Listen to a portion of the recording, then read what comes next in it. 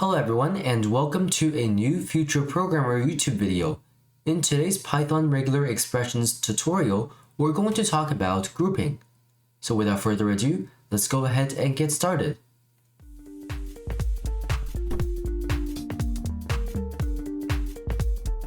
When using regular expressions, it is sometimes useful to divide a text into sections or groups. For example, if we're searching a text for email addresses, we could be interested in more than just the addresses themselves. We could be interested in, let's say, how many addresses have the domain at gmail.com. So we could be interested in the different parts of the email addresses. To access these different sections, we can divide an email address pattern into two groups of characters, the username part and the domain part, which we can then match separately. And of course, email address is just one example of what grouping in regular expressions allows us to do. This feature can be used in a whole lot of different scenarios, which you'll learn about in this video. To get started, let's import the regular expressions module. And now let's talk about basic grouping. For the purpose of having an example, let's say we are attempting to use regex to match a pattern which consists of three parts.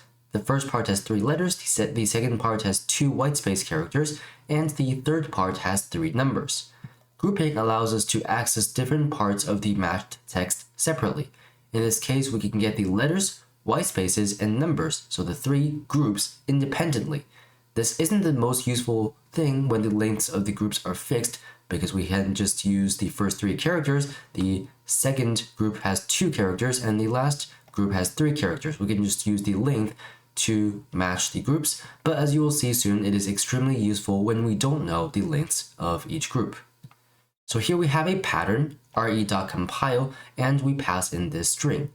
Now this is a little bit of a long pattern, especially since I didn't use any repetition modifiers here. I just spelled out everything so we can more easily talk about it, but in reality you'll probably be using the repetition modifier to indicate we have this 3 times. Anyhow, we can see the new thing in this pattern are the parentheses. We have 3 pairs of parentheses, which we can see right here. The first group has these 3 character classes. Well, they're the same character class, but they're repeated 3 times. So the first time we can see A to Z in uppercase and lowercase, second time and third time. So this is the first group, which consists of 3 characters, all of which are letters, so A to Z in uppercase or lowercase. The second group, we can see that it has 2 characters, both of which are whitespace characters as indicated by the backslash lowercase s characters. And the last group, in parentheses once again, we have the backslash d characters 3 times, which indicates that this is a group of 3 numerical digits. Here we have the match object, pattern.search, the text is, and then we have a text right here. And we can see this will match because ABC, this is the first group, so letter, letter, letter, and then we have 2 whitespace characters and 3 numerical digits. If we print out MO though, we won't see anything unusual, we just get exactly what we would expect from previous videos. What is different now is that there are actually groups in this match object, which we can then access using the group and groups methods. Group 0 is the entirety of the matched expression, while groups 1 and on are the parts of the text that we can capture separately.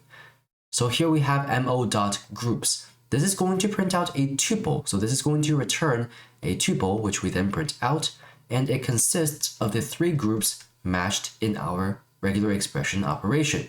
So we can see ABC is the first element, and then we have the 2 whitespace characters and 321 as the last 3 characters, or I guess the last group of our pattern.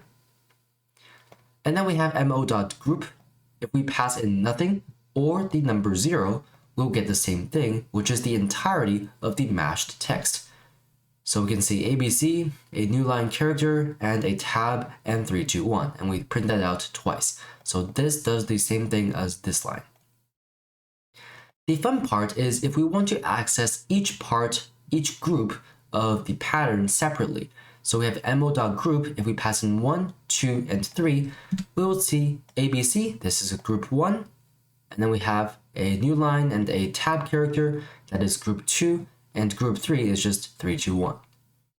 We can also access the groups in a different order than we originally got them. So for example, we have mo.group 3, 2, 1. Notice these are passed in as separate arguments instead of as one tuple. So 3 parameters passed in, and we can see we get a tuple. Instead of getting abc \n \t 3, 2, 1, we got 3, 2, 1 new line tab abc.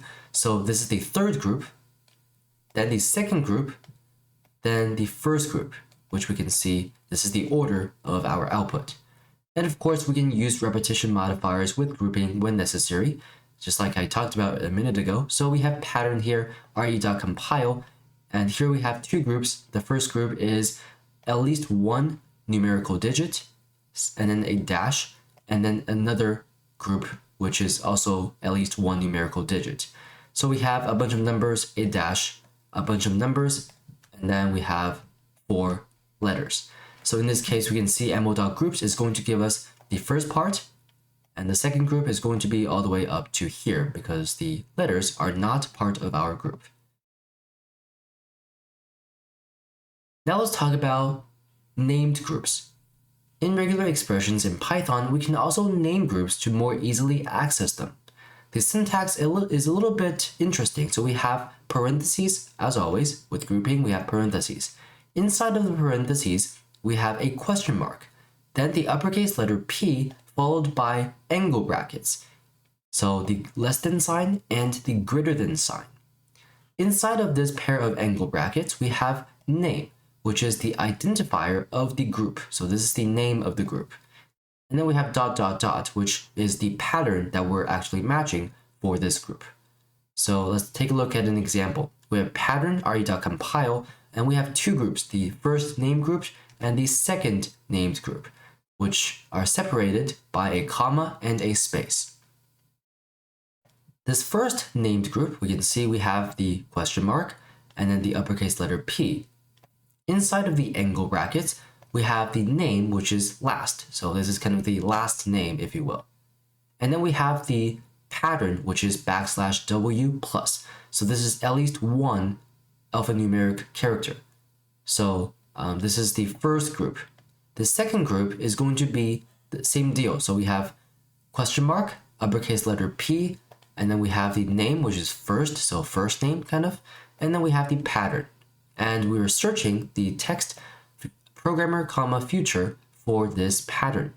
And we can use the mo.groupDict, so group dictionary, to access a dictionary containing the information about our groupings. So we have this dictionary, last matches to programmer, first matches to future. And we can print out mo.groupFirst, which is future, mo.grouplast, which is programmer. And of course, we can also access them via numbers. So if I want to pass in, let's say 1 in this case, we will get the same output, so future programmer. But of course, we can use now last, which may be a little bit more readable in our code than just a number. So we can print out first and last, and we get future programmer. To summarize, now that you have learned about grouping in regular expressions, you have everything you need to know to match different parts of text separately. And that will be all for today's video on grouping in Python regular expressions. I hope you found this video to be helpful. If you did, please consider subscribing down below and liking this video.